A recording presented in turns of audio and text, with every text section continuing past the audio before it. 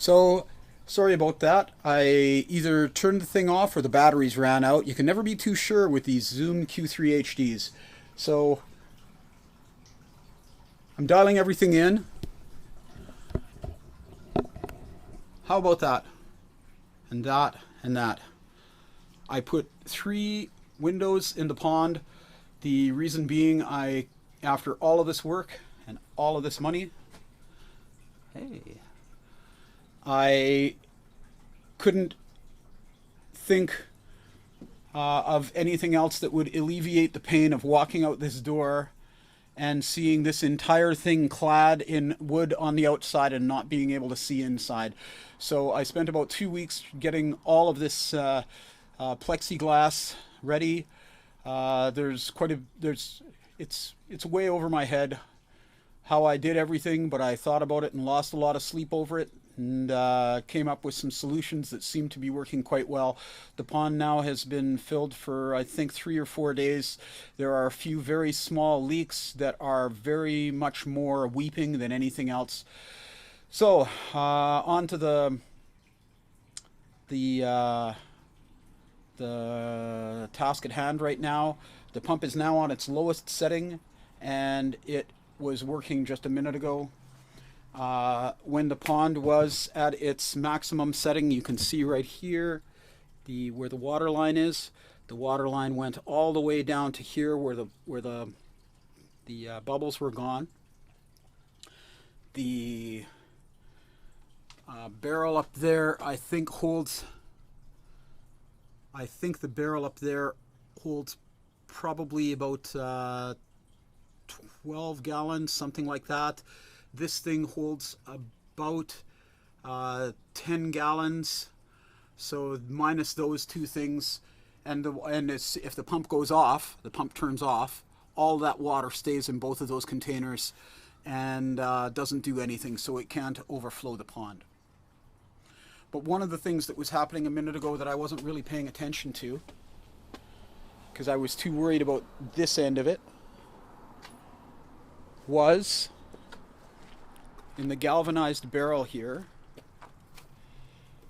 this pipe right here, let's do this. This pipe right here was up quite a bit higher. So what was happening is the water level was all the way up to here. It was getting very close to overflowing, and I never paid any attention to it. So I just cut this down by about 2 inches, and now we will go and plug this thing back in, and I will see. How about this? I'm going to plug it in, and we're going to see where it's going to go. See where the water level is going to go now. Here we go. 5, 4, 3, 2, 1. There, the pump is now plugged in. There should be water coming in.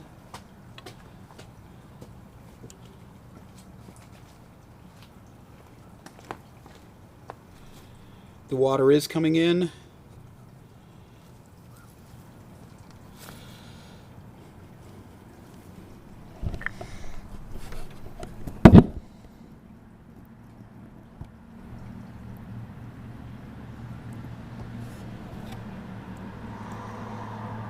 So it's going to take a minute for the water level to rise up so that it overflows that thing. And we will see how all of that works. My buddy Mike coming up with the idea of getting this pond pump that had a dial on it that you could increase and decrease the water flow was a terrific idea. The pump that I had bought, I thought had one, and it did not. So as it sits right now,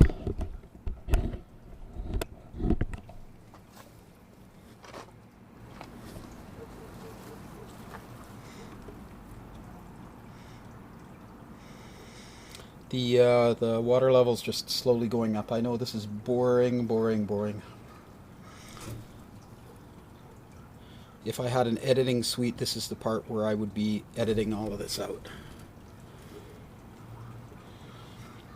This cap eventually will have some kind of a screen over top of it. The gravel, I actually, here I'm going to show you. This white gravel, the white gravel right there is the stuff that's going to be going on top of everything else that goes in. This rainbow medium gravel is what's going to be going in both this thing and in that. So apparently I fill it up to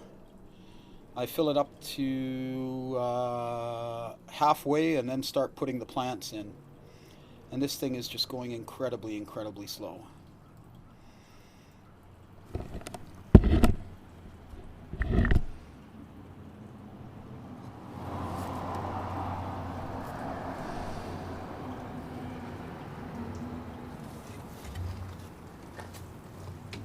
Let's speed it up.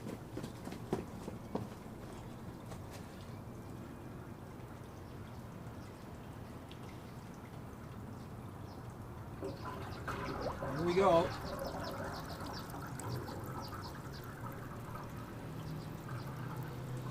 I'm now sitting at the bottom and I've turned the dial up all the way. Within a couple of seconds I'm expecting water to come through the clear pipe that's going down to the galvanized tub. There we go. I now have the pump turned all the way to its lowest level. I'm now drying off my hands to handle the camera. All of this seems to be working famously. All of this seems to be working famously.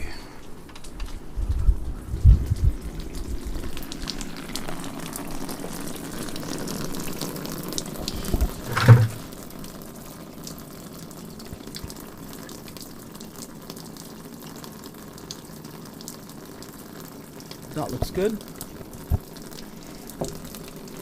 Let's see where the water level is now on the glass that I just showed you. Water level is now down to here.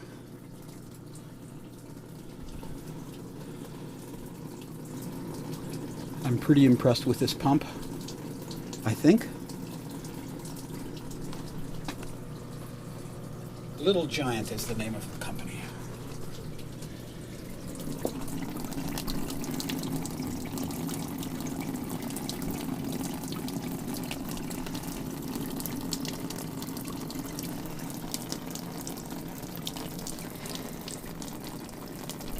If you look at the bottom of the barrel, you see all of the wet marks.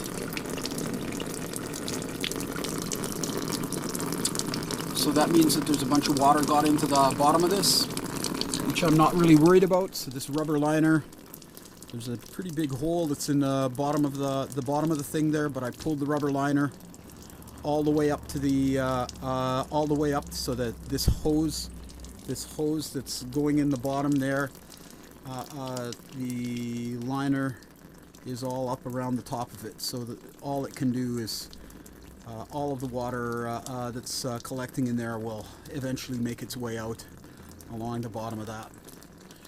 Actually, maybe I'm going to drill a hole through the bottom of the steel there so that the water has an outlet and it doesn't stay inside.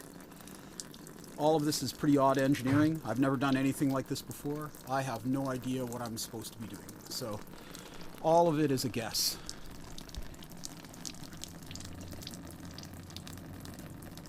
So that's what I got happening for the water in there.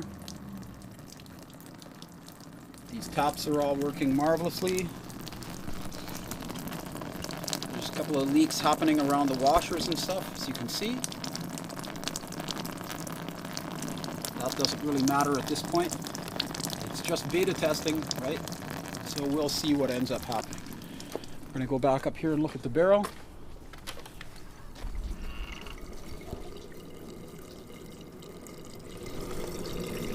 You can hear it.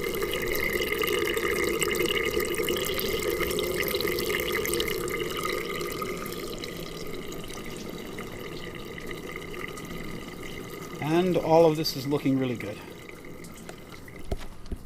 I'm pleased right now. I'm very pleased. I've been working on this now I've been working on this project now for how long? I think the 13th of June was right around the first time that I did anything. It may have been a couple of weeks before that. But so it's been a while. And consuming lots of my thought life, and it's been making me very happy. So there we go. That's what it looks like right now. When all of the gravel that is in those barrels, those blue barrels over there, and all of the rest of it goes in, it's going to look quite a bit different than it does right now. And that's about it.